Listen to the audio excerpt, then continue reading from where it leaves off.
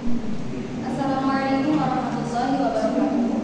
Perkenalkan, kami dari kelompok 3 dengan saya Muhammad Abdullah. Saya Nala Farida Syahid. Saya Azimah Tunimah. Dan saya Nala Fadila. Mahasiswa dari Ilmu Agama Islam Bakti Negara Islam, Fakultas Syariah dan Usulin, Program Studi Ilmu Al-Quran. Di sini kami akan menyampaikan hasil tugas dari mata kuliah Pendidikan Kewarganegaraan dan Anti Korupsi dengan dosen pengampu Bapak Ahmad Komarudin yang mengambil tema identitas santri sebagai ideologi. Baiklah, langsung saja kita simak materi pertama yang akan dibahas. Nala Monika. Baiklah, sekarang saya akan menjelaskan tentang definisi santri. Santri menurut Gus Muhammad adalah murid atau anak yang dididik oleh kiai dengan penuh kasih sayang dan kelembutannya untuk menjadikan santri tersebut seorang yang hebat dan kuat.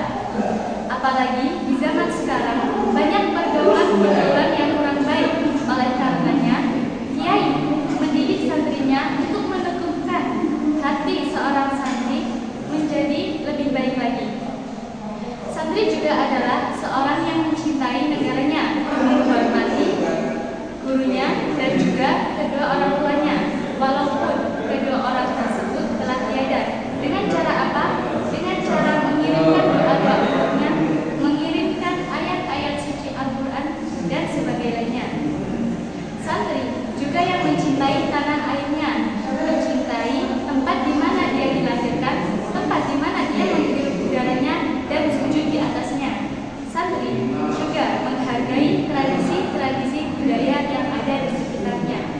Santri juga menyayangi sesama hamba Allah, sesama makhluknya, mencintai ilmu-ilmunya.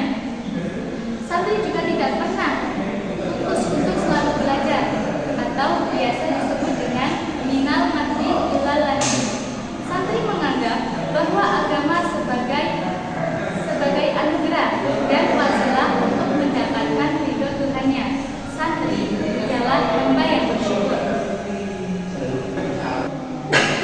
Dilanjut materi kedua yang akan dibahas oleh Azimah Tunimah. Terima kasih. Pembahasan yang kedua yaitu pondok pesantren adalah miniatur sebuah negara. Di dalamnya terdapat santri.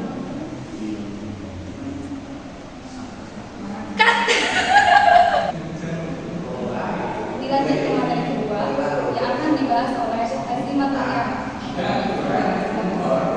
Terima kasih. Pondok pesantren adalah sebuah miniatur kecil dari negara, yang mana di dalamnya terdapat santri sebagai rakyat negara dan struktur kepengurusan sebagai para menterinya dan seorang pengasuh sebagai presiden. Hidup dalam pondok pesantren yang diketahui dengan ketaatan beribadahnya, jam disiplinnya, sifat menerima apa adanya, mampu membentuk karakter seorang santri yang religius, mandiri, berjiwa kasih sayang, serta berpandangan luas. Dengan karakter tersebut bisa menjadi landasan sebuah ideologi negara. Dalam ideologi negara Indonesia sendiri, yaitu Pancasila, sudah tertuang identitas seorang santri, yang mana dalam sila pertama, yaitu ketuhanan yang Maha Esa, sangat terkait dengan karakter santri yang berjiwa religius.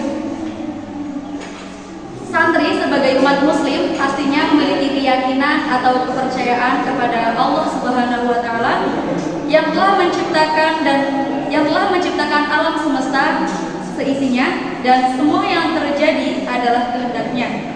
Dengan keyakinan adanya Allah Subhanahu wa taala menjadikan santri taat beribadah sesuai apa yang telah diperintahkan oleh Allah. Sebagai bentuk ketaatan dalam melaksanakan perintah-perintah Allah, diantaranya adalah sholat berjamaah. Adapun sila kedua, yaitu kemanusiaan yang adil dan beradab. Pengakuan dengan adanya harkat dan martabat manusia. Pondok pesantren tidak membedakan santri yang kaya dan miskin dalam bentuk pemberian jatah makan dan dalam hal pemberian sanksi. Memperlakukan orang adil sesuai dengan haknya.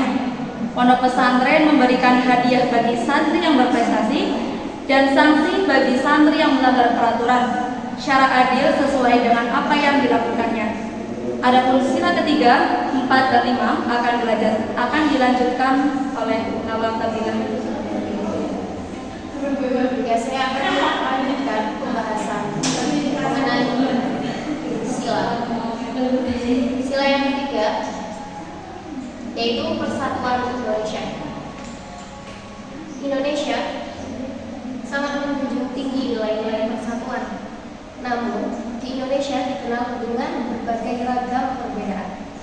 Salah satunya di dalam pondok pesantren, di mana perbedaan tersebut dikarenakan santri itu dari berbagai macam daerah. Dan dari daerah mereka masing-masing, mereka membawa bahasa daerah mereka.